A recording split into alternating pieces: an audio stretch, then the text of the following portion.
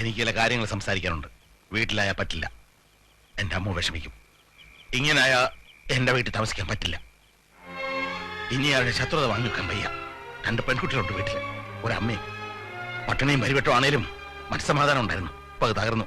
അച്ഛാ, അറിഞ്ഞുകൊണ്ട് ഒരു തെറ്റും ഞാൻ ചെയ്തിട്ടില്ല. ആയിരിക്കാം. 10-27 കൊല്ലം നോക്കി വളർത്തി. 2 കൊല്ലം കേസ് നടത്തി ഉണ്ടായിരുന്ന സമ്പാദ്യം മുഴുവൻ തൊലച്ചു. ഇനി ചെലവാക്കാൻ പണവുമില്ല, ആയുസുമില്ല. എനിക്ക് വേറെ ഉണ്ട് മക്കള്. അവരുടെ കാര്യം നോക്കണം.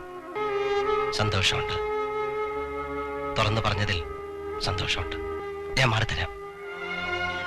അച്ഛൻ പറഞ്ഞിട്ടാണെന്ന് അമ്മ അറിയണ്ട. എന്റെ നിഷേധിതരം കൊണ്ട് വീട്ടിൽ വരുന്നില്ല എന്ന് പറഞ്ഞാൽ മതി. ഈ രാത്രി തന്നെ പോണോന്നല്ല പറഞ്ഞത്. ഇന്നോ നാളെയോ സൗകര്യം പോലെ പോയാൽ മതി.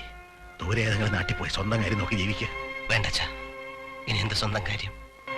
അച്ഛൻ പൊയ്ക്കോളൂ. കാണണമെന്ന് തോന്നുമ്പോ ഞാൻ വരും.